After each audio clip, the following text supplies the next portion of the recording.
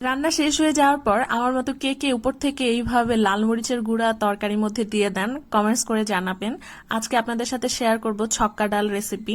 এই ছক্কা ডালের রেসিপিটা কিন্তু হচ্ছে রুটি, পরোটা, সাদা ভাত, পোলাও সবকিছুর সাথে এক কথায় অসাধারণ লাগে।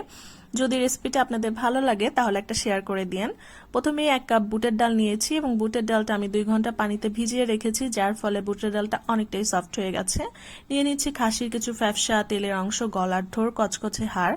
এটা আমি আগে লবণ এবং হলুদ দিয়ে বয়েল করে নিয়েছি, এতে করে কিন্তু যে একটা বাজে গন্ধ থাকবে সেটাও চলে যাবে আর অনেকটা সফট হয়ে আসবে। দিয়ে দিয়েছি কিছু গোটা রসুন। শুকনো উপকরণগুলো অ্যাড করে নিলাম, মরিচ গুঁড়ো, হলুদ গুঁড়ো, জিরা গুঁড়ো আর স্বাদমতো লবণ। তেল দিয়ে হাতে মেখে নিচ্ছি। হাতে মাখানো হয়ে গেলে এরপরে কিন্তু আমি চুলার গ্যাসটা অন করে দিব। আমি জানি অনেকের বাসায় কিন্তু এই বুটের ডালটা রান্না হয় বিভিন্নভাবে। এই বুটের ডালটা আমরা রান্না করে থাকি, কেউ সাদা ভাতের সাথে খাওয়ার জন্য, কেউ পোলাও, কেউ রুটি পরোটার সাথে খাওয়ার জন্য। কিন্তু আজকে যেভাবে আমি তৈরি করে দেখাচ্ছি এইটা কিন্তু অনেক বেশি স্পেশাল ভাবে তৈরি করা হচ্ছে। আপনারা দেখলেই বুঝতে পারবেন যে আপনাদের রান্নার সাথে আমার এই রান্নাটা একদমই মিলছে না। চুলার গ্যাসটা অন করে নিয়ে কিন্তু আমি 5-6 মিনিটের মতো একটু কষিয়ে নিব, কারণ এখানে কোনো আদা রসুন পেস্ট ছিল না, তাতে কিন্তু কোনো মশলার গন্ধ আসবে না। তাই শুকনো উপকরণগুলো যেন পুড়ে না যায় সেই দিক খেয়াল রেখে একটু কষিয়ে নিয়ে আমি এখানে গরম পানি দিয়ে দিলাম 3 কাপের মতো। একেবারেই আমি পানিটা দিয়ে নিয়েছি, আর কোনো এক্সট্রা পানি আমি দিব না। এখন আমি চুলার আঁচটা একদম লো রেখে প্রায় 45 মিনিট এটা কুক করে নিয়েছি। এতে করে কিন্তু অনেকটাই সফট হয়ে গেছে, সবগুলো উপকরণ কিন্তু ভালোই সফট হয়ে গিয়েছে। এখন আমি চুলার অপর প্রান্তে একটা প্যান বসিয়ে এখানে কিছু গোটা কাঁচা মরিচ এবং গোটা শুকনো মরিচ দিয়েছি। দিয়ে দিলাম এলাচ, দারচিনি, তেজপাতা। আদা কুচিটা ব্যবহার করেছি, আদা পেস্ট কিন্তু ব্যবহার করিনি, এবং গোটা জিরাও দিয়েছি। এখন একটু ভাজা ভাজা করে নেব।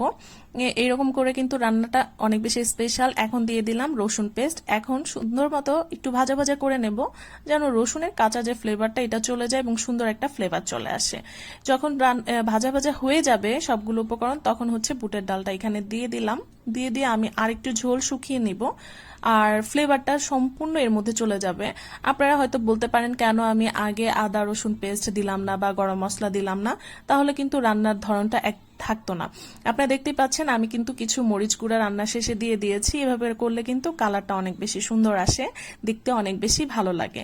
আর হ্যাঁ, যেটা বলছিলাম, আদা রসুন পেস্ট আমি আগে দিলে এই রান্নার ভিন্নতা কিছু থাকতো না, তখন ওইটা কষানো বুটের ডাল যেটা হইতো। আর এইভাবে যেটা হয়েছে সেটা কিন্তু ছক্কা ডালটা এভাবেই রান্না করতে হয়। এভাবে করলে শুধু মশলার ফ্লেভারটা আপনার আসবে, কিন্তু কোনো কষানো ঝাঁঝালো ওই রকম ফ্লেভার পাবেন না। আপনি সফট একটা ফ্লেভার পাবেন, যেটা খেতে অনেক বেশি ভালো লাগবে। আজকের রেসিপিটা আপনাদের কাছে কেমন লাগলো অবশ্যই কিন্তু কমেন্টস করে জানাবেন। কে কোথা থেকে দেখছেন সেটাও জানাবেন। আজকের মতো বিদায় নিয়ে নিচ্ছি আপনাদের কাছ থেকে। দেখা হবে নতুন কোনো রেসিপিতে, আবার নতুন করে। সবাই অনেক বেশি ভালো থাকবেন, আমাদের জন্য দোয়া রাখবেন। আল্লাহ হাফিজ সবাইকে। আসসালামু আলাইকুম।